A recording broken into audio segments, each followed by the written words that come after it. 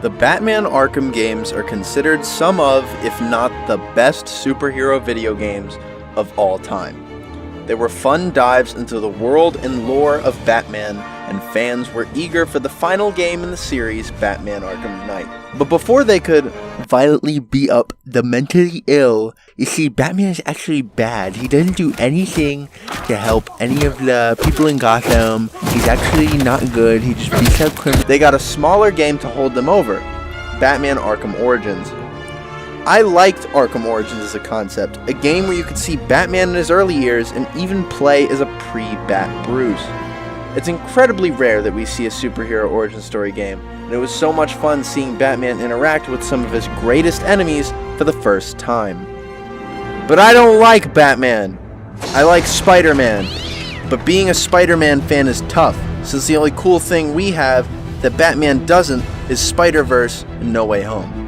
Batman still has good comics being made to this day, and Batman has cartoons that don't get canned every 5 minutes, and they're usually really good. Sometimes I get really jealous of the stuff Batman has because it feels like he just has way cooler stuff than Spider-Man does. But I'm really happy that the Marvel Spider-Man show got canned. Everything about this show annoys me. Sometimes I just want the things that Batman has, but instead of it being Batman, it's Spider-Man instead. I'd really love to see a Spider-Man Brave and the Bold style cartoon. I'd watch the shit out of that. But today I wait no longer. I'm stealing! What if Spider-Man had a Batman Arkham Origins style video game that took place within the Spider-Man PS4 universe? Today I will be pitching to you my idea for a Spider-Man PS4 Origins video game. Hello, welcome to the non-scripted section of this video. I'm going to be going over my short idea for what I have for the main story. It's not going to be anything too complicated because I'm not a story writer. Despite the fact I'm writing a comic book, I am not a good story writer. I am only giving an idea for what I think the story could be based off of. Of course, I'm not saying that this story is perfect. There could be more added, and if any of you have any ideas for what could be added into this story, you can always suggest them in the comments section. I read almost every single one of your comments, so I encourage that if you have a good idea, it would be best for me to see it in the comments. Spider-Man is just fresh out of losing his Uncle Ben. He's still going through the grief of his decision of letting the burglar run past him. That same burglar that killed Uncle Ben later that night. Peter has learned that with great power must come great responsibility, and after 2 weeks without his Uncle Ben, he's decided that he's finally going to go out and start stopping criminals. The game starts on Peter's first swing in his brand new costume. Peter's costume is shabby, it's not too well put together. The boots are made out of socks, it's all leggings and sports shirts. I want to very much emphasize that this costume is homemade. It is as homemade as it gets. You can see the seams on the in-game model, you can see through the lenses a tiny bit. It's not as well put together as Peter has it in the later games. Spider-Man is stopping criminals willy-nilly, but he's been doing insane damage to the Kingpin's operations, unbeknownst to him. Kingpin is angered by this halt in his business by Spider-Man, and decides that instead of taking him out immediately, he's going to wait to find something else he can use against Spider-Man in the future by monitoring his actions. Spider-Man slowly becomes a figure in the public eye thanks to the Daily Bugle printing bad press about him. The city does not like Spider-Man, despite the fact that he saves its civilians almost every day. Out one day on patrol, Spider-Man meets a fellow powered high schooler, Josephine Pulaski, from Amazing Fantasy issue number 17. Amazing Fantasy issue number 17 is from a small Amazing Fantasy continuation that tells the story of Spider-Man immediately after Amazing Fantasy 15. It's a very fun read. It's only 3 issues long, so if you don't really want to sit down for a 100,000 issue comic book, I think this is a fun way to check out Spider-Man in his early years. I believe the title is Amazing Fantasy Spider-Man, and it only has 3 issues, 16, 17, and 18, continuing off of Amazing Fantasy 15. Instead of sharing Spider-Man's guiltful obligation to be responsible and look after the citizens of New York, Josephine would rather live a life of irresponsibility and fly around and cause trouble. Unbeknownst to Spider-Man, Some of the incidents he's been stopping have been because of Joey. Construction workers almost getting killed by falling I-beams, that's because Joey was dicking around in the construction site. A flying car that Spider-Man has to catch to prevent from civilians being crushed, that's because Joey threw it around because she was bored. But this was before Spider-Man met her. Spider-Man and Joey become close friends, and Spider-Man starts to become a little less responsible as him and Joey fly around the city having fun. Some of these events wouldn't be just cutscenes, obviously, because that would be boring. I think a fun way for you to put the player in a position where they have to actually play with Joey would be to do like a classic Spider-Man race mission or a chase mission where you have to chase Joey around the city. Of course, something akin to the Black Cat mission in Spider-Man 2 and in Spider-Man PS4. Maybe some race missions around the city with Joey, stuff like that. Joey has no clue why Spider-Man uses his powers for good, and when Spider-Man suggests that they should start fighting crime together, Joey is very opposed to this idea. After one final heated fight about Joey being irresponsible, Joey decides that she no longer wants to be friends with Spider-Man. This is when Kingpin seizes his opportunity and hires Joey to finally put an end to the Spider-Man. That's all I have so far in terms of story. It's obviously not the best story in the world, but I do think something short like this could work. I'm thinking this game, at least the main story, should be as long as the Miles Morales game. It's a short little side game. I don't think a game like this needs to be as long as Spider-Man PS4, at least the first one, but I do think it would be cool to be that way. But anyway, we're gonna get to the side content of the game, and just like general stuff, like the UI, the HUD, the mechanics, etc. Alright, so now we're gonna move on to probably the most anticipated part of this video, because I know everybody loves when I talk about superhero costumes, and they don't lambaste me and say stupid things in the comments. We're going to talk about the alternate suits that I would add for this game.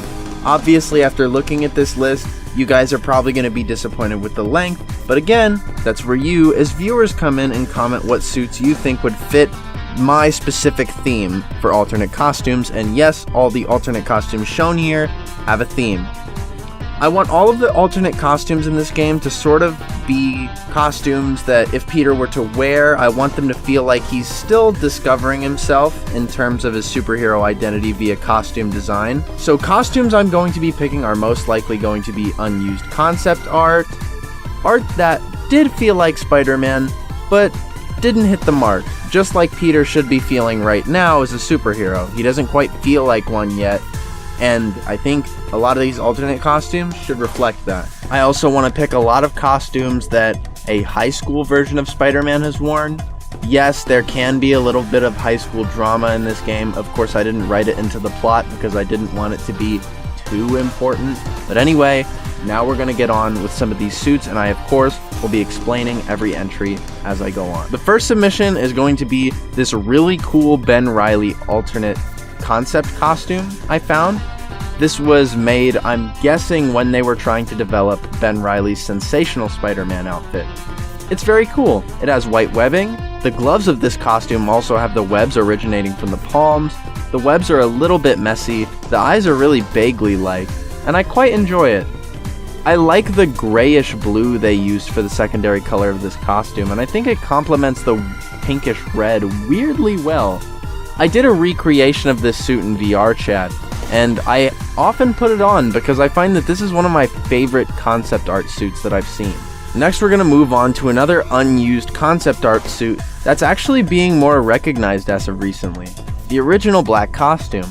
Now, I know this might be a little odd using a costume that looks so similar to the black suit, but I mean, the last game has had a few entries that have just been a plain black costume with a spider logo on it, so I figure Insomniac can get away with it this time, as long as it's not definitively the black suit. This one is not definitively the black suit, because it has a red spider on it. I don't really have much to say about this one. It's just an unused Spider-Man outfit that I think people will like. Me personally, I would have preferred if the eyes were red along with the spider logos. I just think the color distribution is thrown off by the eyes being white. This is a colorized version of Jack Kirby's original concept for Spider-Man, colored by me, so this may not be exactly what Kirby was thinking, but this is kind of what I would imagine it to be colored like. This costume was created by Jack Kirby when he was told that Stan Lee needed a costume for a character that would be called Spider-Man. Of course, Steve Ditko's design was the one that won out over this one, but I think this one would be a cool little addition, and a reference to one of the artists that made Marvel so great. And of course I want to use some of the versions of Spider-Man drawn by the artists that made Spider-Man so great in the 60s all the way up through the 90s. Of course, you can always have artists like John Romita Sr., the guy who did Untold Tales of Spider-Man, I can't remember his name, Sal Buscema, but not too much. You don't want to have too many variations of the classic suit. I always like to have some variety, despite the fact that I only ever wear versions of the classic suit when I boot up the game. I do think it is good to reference some of these artists that made Spider-Man so great back then by replicating their work in the form of an in-game alternate costume, and of course, pay them for using their work.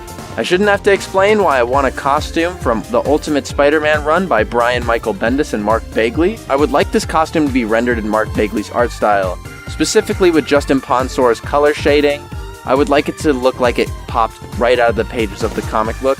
I would love those big, white reflective eyes, that very iconic back logo, and of course the specific blue muscle tone shading. I think this is one of my favorite renditions of the classic suit. I think it just looks so clean and spiffy, and it's pretty much everything I love about modern Spider-Man in one outfit. That's pretty much it for all of the alternate costumes that I would add. Of course, if you guys suggest any in the comments, I will probably agree with you and add those to this imaginary list I want to make. But now I'm going to tell you guys about some costumes from the first Spider-Man PS4 game that I think should be kept in the game. All of these costumes are going to follow the themes I've already set for the costumes I've suggested. I'm going to keep the Homecoming Homemade suit, the Stark suit, the TASM 1 suit. I would also vouch to add the Human Spider suit, the Wrestler suit, the Spider-Man Noir suit, and the 2099 Black suit, but only if it looks like how it first appeared, being all black with the web cape and a bit of a rounder logo. That's pretty much all I have for the alternate suit, but let me tell you about the cool idea for how the game can incentivize you to use photo mode to unlock these costumes. Alright, so I want to establish in this game that Peter gets a job at the Daily Bugle taking pictures. So, I feel like you could work that in with the photo mode very easily. So once you stop crime, instead of getting crime tokens or any of those other bonuses you get for stopping crimes in the Spider-Man PS4 games, instead you get a little bit of cash. Now normally if you don't use the photo mode while fighting crimes, you still get a pretty decent amount of cash. Peter will just have to set up a gadget specifically made for taking photos of him fighting crime before he gets started. Or something like that. You could just have him do it automatically. Just like if you throw someone off a building in the video game, they automatically get tethered to a surface so they don't hit the ground. Something like that. The second Peter sees a crime, he automatically shoots down a camera. You get a pretty decent chunk of cash for stopping this crime this way, without using the photo mode. But if you decide to use the photo mode while fighting crime, you get twice the amount you normally would. Now obviously, without anything to stop you from just spamming taking bad pictures, there would have to be some sort of algorithm in place to detect whether the picture you've taken is actually good or not. It would scan for things like how many different colors are in the image, where is Spider-Man in the image, where is the criminal, how close is the criminal to the camera, how far away is Spider-Man from the camera, is Spider-Man shooting a web. You'd get more bonuses for depending on what Spider-Man is currently doing in the picture. If Spider-Man is punching someone, you get more cash for that picture. If Spider-Man is shooting a web, you get more cash for that picture. If Spider-Man's currently doing a finisher, you get more cash for that picture. Essentially, the game does not reward you for taking bad pictures. You can only take maybe 1 to 3 pictures per crime so that you can't just spam pictures. But if you take all 3 pictures, you just get double what you normally would if you didn't.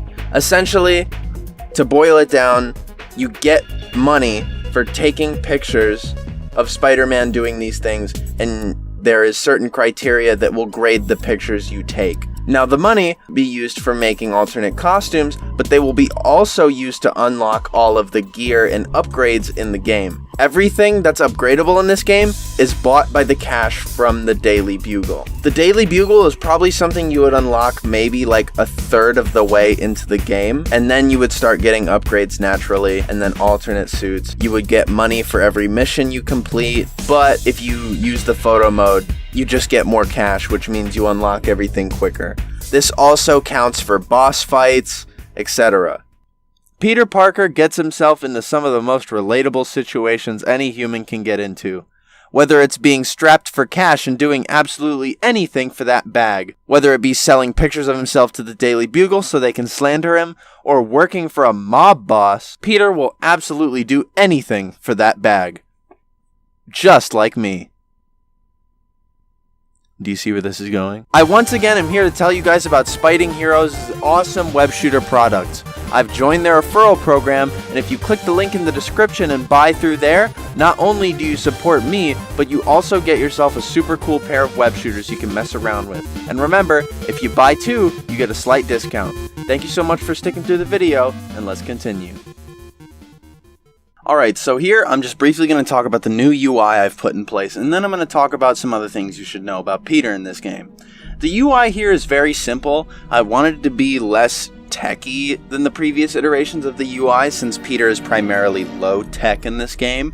He mostly just fights with his web shooters and his fists. That's it. There's only one other gadget he has, and I wouldn't even necessarily consider it a gadget, rather than like a different web setting. So up here we have Peter's health, Peter's combo meter, and the focus meter, which have all been reworked to look a little less low-techy and maybe even a little cartoony. Of course, I would obviously change it up if I had the resources that Insomniac does, but I don't, so they look silly and cartoony for now. Everything works pretty much exactly the same, except the focus meter is pretty much just webbing. Peter has made his webbing so that if he were to cover it over his wounds, it would still heal him. It has healing properties, his webbing. So for example, if Peter was just punched by a bad guy in the side, all he would have to do is web up his side, and he would feel much better. It's sort of like the healing mechanic from the Amazing Spider-Man 2 video game. It's just exactly the same, except it runs on a focus bar, instead of you just have to hold down whatever button you have to press in that game to heal. Over here we just have Peter's web shooters, there's not much to highlight. Down here we have the map. It looks like Peter's essentially just drawn out an entire map of New York City, and it's just this small little splotch navigating around it. I want all the buildings to look like small little squiggles, and essentially everything on this map just looks like it's drawn out by Peter. The UI doesn't really have much importance, I just want it to look different because I thought the high-tech UI wouldn't really fit Peter in this game. I just wanted to change it up a little bit, but essentially that's all I have to say about the new UI. Alright, so we're coming towards the end of this video here. I want to briefly mention a few things before we wrap it up. I want to bring back a web gadget that was taken out of the game and repurpose it into something Peter uses in this game. I want to bring back the web line. The web line was a cool thing that I was kind of confused as to why it was taken out. Looking at this background footage here, you can kind of see why, because with the resupply, it would be absolutely broken in-game, and the physics of it are kind of wonky. So I understand why it was taken out. So I guess if you stripped it a lot of its original purposes, you could probably get something that worked really well. My ideal scenario for the web line would be in stealth sections, where for example, if Peter could crawl up to the ceiling and make a nest above all of his enemies, he'd be able to stalk them from above. I would only allow Peter to use maybe one or two of these at a time, to prevent you from just camping up in the ceiling, and maybe have them so they can only be stood on for a limited amount of time before breaking. I know it wouldn't make any sense for them to break because you'd have to have them be able to withstand huge G's of force to be able to even hold Peter as he swings, but if it could find some way to get them to dissolve after a while, that would be fine. Next, I want to sort of talk about who Peter is in this game.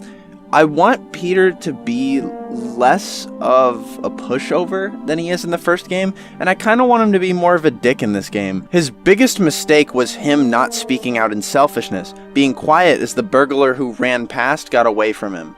He didn't do it because he was shy or scared of stopping him, he did it because he just didn't feel like it. But now, instead of not speaking out in selfishness, Peter will always speak out in selflessness. Peter is always going to speak out against anyone who opposes him, even if it gets him in trouble or makes him come off as kind of an asshole. I just want Peter to be a little angsty in this game. Obviously, he's not going to be putting on eye makeup and wandering around in the dead of the night. I mean, sometimes, but without the makeup. I just want him to kind of be an asshole in this game, sort of similar to how he was in the Ultimate Spider-Man books, and in the early Ditko books. But anyway, that's pretty much all I wanted to talk about for this video. I'm pretty sure I could have shortened this video down to maybe 15 minutes, due to the fact I only went over like 4 or 5 concepts, but I feel like you guys wanted more to chew on, so if I gave you guys maybe a 20-minute video, I feel like you guys wouldn't have complained. But anyway, I appreciate you guys so much for watching. It's looking like YouTube is actually going to be a good way for me to get a decent chunk of money, so I'm definitely going to be working on my YouTube channel a lot more. And again, speaking of chasing that bread, if you would like to get your pair of web shooters, please check the link in my description. If you buy it through the link, you support me. If you don't, you only support Spiting Heroes and yourself. I would really appreciate being involved in that equation. I love you all so much, and of course I read all your comments, so be sure to comment any ideas you have below. Thank you all so much, and I'm going to see you guys in the next video. I'm probably going to do a part 2 to the Fortnite video, or I'm going to go over the TASM 1 suit. Thank you all so much. Bye-bye.